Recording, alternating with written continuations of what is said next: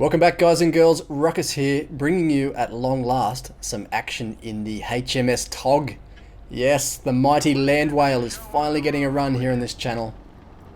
It's been out for at least a month now, but due to a series of circumstances, I've been slow to get some gameplay together for this episode. I purchased the TOOOOOOOG whilst I was over east when it was first released, actually, the weekend of its release. I was over visiting some mates and I bought it straight away, played a few games in platoon matches with some other people who owned it, had some lols, and then packed it away, finished my trip and didn't touch it for a couple of weeks. When I did finally sit down to record some games, I made the mistake of running the TOOOOOOOG solo and the results were not pretty. I remember thinking, this thing sucks. Why do I have such good memories of it? Oh god, wait, did I recommend this to people on my channel? But I didn't. Well, at least not exactly. I remember saying it's not a strong vehicle, but it is fun. And that qualification is important because while the TOOOOOOOG does have some big strengths and some big advantages, overall it is not a strong vehicle. Or at least not in any way an OP vehicle. So is it fun? Yes, definitely it's fun if you can play it to its strengths, and especially if you can double it up in a platoon of TOOOOOOGs. But really the best thing about a TOOOOOOG, and especially a platoon of TOOOOOOGs, is the reaction it gets from people. They either love you or they hate you, and the beginnings of most battles are punctuated with TOOOOOOG jokes or a lot of TOOOOOOG hate. People saying, why are you bothering to play that thing, it is awful. Having said that, this first game is actually a solo match, go figure. It is probably the only half decent solo match I had out of the handful I played. We're here on the north side of Winter Malinovka, and just like any good TOOOOOOG game, this one was defined by a very slow climb towards the most likely point of contact with the enemy, followed by shooting from one position, and then an amble into cap to make the remaining enemies advance towards you. There will certainly be no chasing medium tanks around the map in this thing. While this goes on, let's bring up a few statistics and weigh up the pros and cons of the TOOOOOOG. There are some big pros and some big cons. Let's start with maneuverability. Top speed, 14 kilometers per hour. Yes, 14. Only 1 kilometer per hour faster than the T95 Doom Turtle. This is the slowest by far tier 6 heavy tank. Couple that with its huge weight of 80 tons, and the weak engine gives you a power to weight which is also far lower than the average for the tier, 7.3 horsepower per ton. This is not a tank you can go flanking in, that's for sure, and you really need your enemies to come to you in every battle. So position yourself at a point in the map where the enemy is going to advance towards you. The hull traverse of 20 degrees per second is also quite bad, but really not as bad as you'd expect from a vehicle this size. On to the gun. The 17 powder Mark II on the TOOOOOOOG is probably its best feature. It is one of the most well-rounded tier 6 heavy tank guns in the game at the moment. The only downside is the alpha damage, 160, is 35% less than the average for the tier. That average is inflated somewhat by the KV-1S's 122mm, 400 alpha damage, but as we'll see, that deficiency is well made up for. The other downside is the penetration of the HE rounds. It is a low caliber gun and it does perform worse than the average for that tier, but that's not a big deal. And lastly, for the negatives, onto the armor. Unfortunately, for a vehicle of its weight and size, the armor on the TOOOOOOOG does not hold up well. Frontal armor is especially disappointing, and so is the rear of the turret. 50mm on the rear of the hull is also poor, at least in theory, but as we'll see in a bit, that figure is actually deceiving. Probably the biggest downside of the TOOOOOOOG, besides that terrible top speed, is the vehicle's size. At 10 meters long, there really isn't much opportunity to hide this vehicle, and if you get caught out in the open, you don't have the speed to get into cover, and you will get picked apart, seeing as the armor is not great. Alright, let's look at the positives, starting with hit points. 1540 for a tier 6 heavy tank is outrageously good. With those hit points, you can take a full 122mm shot more than the average for tier 6 heavy tanks. Just to give a comparison on how good that figure actually is, 1540 hit points is more than any tier 7 heavy tank, and the average hit points for a tier 8 heavy tank, 1557, so only just less than a tier 8 heavy tank's worth of hit points there. That is a big advantage, and as we'll see, if you couple that with the performance of the gun, you should be able to outtrade any opponent you're going to come across in the TOG in a one-on-one fight. The weight, as we've discussed, is huge, just shy of 82 tons. Unfortunately, with that top speed, you are not going to be ramming anyone to death. You're going to have to hope that, say, someone like a Cromwell is dumb enough to ram you to get any kind of appreciable ramming damage done. And the turret traverse is actually a surprisingly good performer, 31.7% better than the average for the tier at 32 degrees per second. So the TOG is actually quite good at bringing the gun to bear on targets. Speaking of which, the 17 pounder Mark II on the TOG is a fantastic weapon. Highest rate of fire for any tier 6 heavy tank at just over 10 rounds per minute. Sees a DPM of 1600, which is also the highest for the tier, and only a couple of hundred shy of the DPM for an average tier 7 heavy tank. The pen is great for both standard and gold rounds. Gold rounds are actually the best performing APCR round at tier 6 for the heavy tanks. Dispersion is good, so is the aim time. Gun elevation is okay, and the depression is also surprisingly good at -10. That's similar to a T29. So as we'll see, the 17 pound on the TOG with its low alpha damage of 160 is not a good peek-a-boom gun. This is a gun that excels when you catch your enemies out in the open with nowhere to run, where you can quickly wear them down with that superior DPM and good round reliability. I'm going to flash up the armor inspector now on GameModels3D.com because I want to highlight an odd fact about the TOG's armor and a technique that you can potentially do in-game with this armor. If we look at the front of the hull, we can see a big frontal plate of 76mm sloped back at 37 degrees for an effective armor thickness of 95mm. Now, if we go around to the rear of the vehicle, we can see a much weaker 50mm upper plate that's sloped back at 68 degrees for an effective armor thickness of 136mm. There are some big weak spots down the bottom here that are still 50mm but with less sloping. But potentially your best armor on the hull from fore and aft is actually at the rear. So what you've got here potentially is a vehicle that is a reverse side scraper. The side armor is okay, 76mm at the best.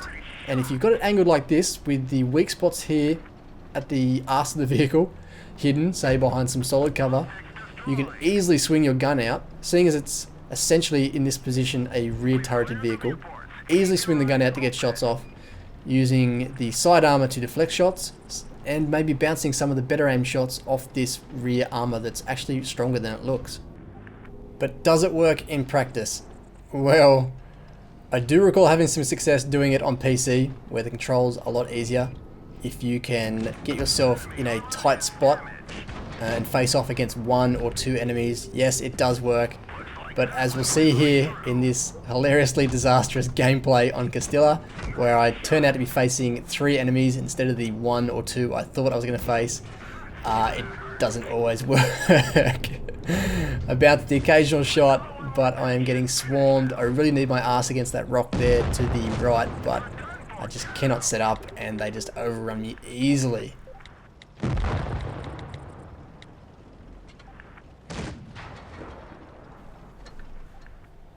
Alright, it's time for a few games. This is a platoon TOG match on Dead Rail.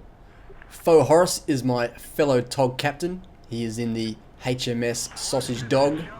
I am in the HMS Land Whale, and we shall be sailing our TOG flotilla directly into the enemy. Look at these majestic beasts. That Matilda Black Prince there, clearly in awe of our girth and length. T49 in our team, charging forward, suicide scout mission. What is he doing? He's rolled over the hill, he is coming back. It was just a scouting mission, but he runs straight into that building and down he goes. Interesting start.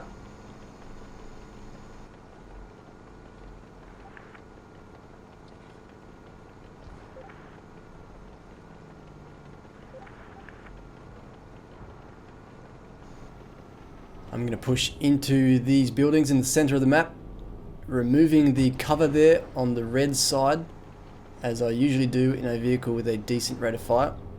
Anyone who pokes around that corner now Can be easily shot by me. Looks like the Reds are pushing to the west in that valley. So I'm going to come into the center here. Got shots on the Churchill 1. Spotted. It's definitely not easy to hide a vehicle of this size. Horace is in the center of the map, putting the good gun depression to the TOG to use. Take down the tier 5 Churchill 1. There's a KV-1S behind me. He's backing up to look for a shot, so I tuck the tail of the TOG in. Horace is coming over the top, looking to encircle those Reds on the west. There's a tier 6 Churchill 7 here, hiding up the back. Try and kill steal this burning Stug. Horace gets that kill, well played. Now I run into some serious trouble here. Still concerned with that Churchill 7, that's who I'm looking for. But as I approach these buildings, the KV-1S has appeared, there he is. And he's brought friends, as it turns out. I was not expecting this, so still concerned with that Churchill 7. I can see the KV-1S is flanking round in the center. I'm not setting up well. 2 KV-1Ss now, and a T-34 there, who's going to start trying to flank around my right. This KV-1S has the stubby derp gun. The other one has the 100 or the 85mm. So they're not fully upgraded KV-1Ss. I take ammo rack damage from the flanking T-34. I get an unlucky bounce there. And now I'm taking shots from all sides. I ignore the T-34. My team can deal with him. I need to get rid of this KV-1S as soon as possible. I need to focus fire. I'm not really playing this well. Down goes the T-34. Team gets him. Taking more shots here.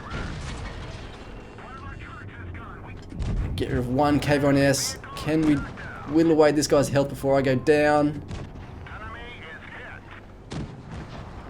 Is only going to take one more shot. No, he gets me. But the massive health ball of the TOG almost got me out of that situation, which I blundered into.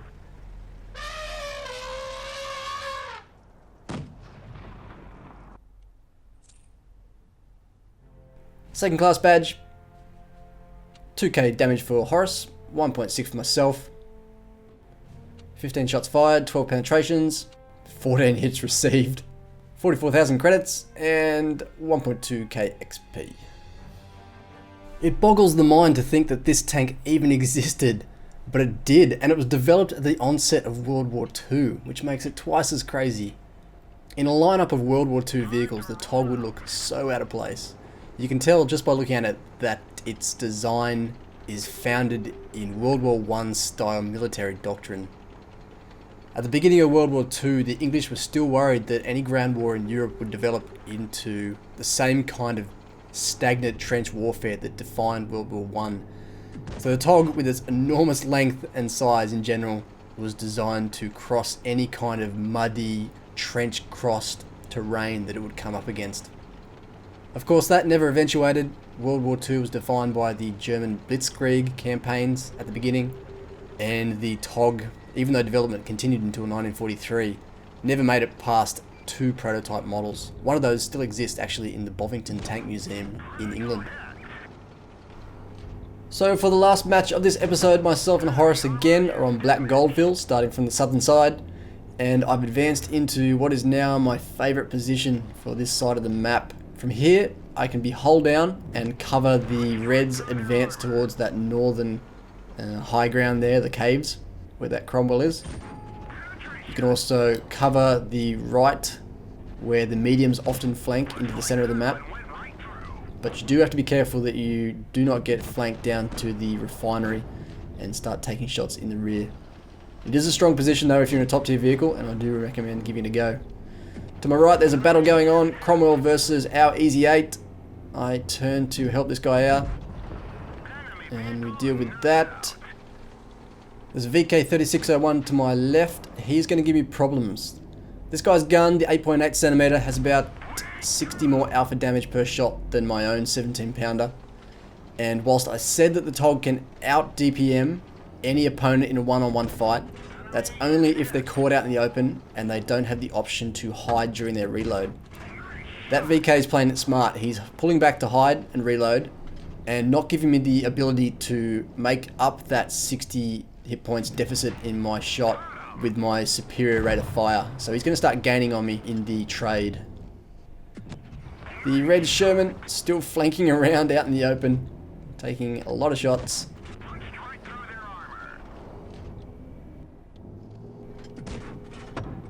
Bounce one there from the VK. You can see the TOG side armor is okay if you side scrape properly.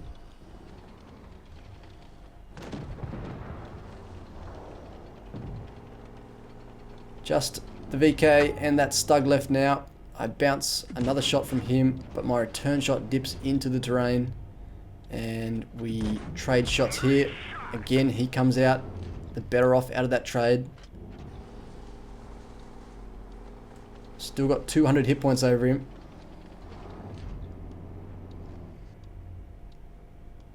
We trade again, and again he makes up ground. I get the Stug. Looks like he was AFK. And are we going to trade again? Yes, we are. And now he's pulled it back to just about even. But the base capture is almost complete. Our Easy 8 is flanking behind him. And Horace, such a gentleman, actually pulls off cap here, denying himself an invader medal, just so we can get this extra bit of damage. He is a top bloke. And that is the TOG for you. I should point out at this point, seeing as I forgot to mention earlier, that the TOG does get preferential matchmaker. So the worst you are going to see is tier 7. And the ammo is relatively cheap, so it's easy to turn a profit. So thanks once again, guys, for watching. I'll leave you with the remainder of the post-game stats, and I will catch you on the next one. Peace.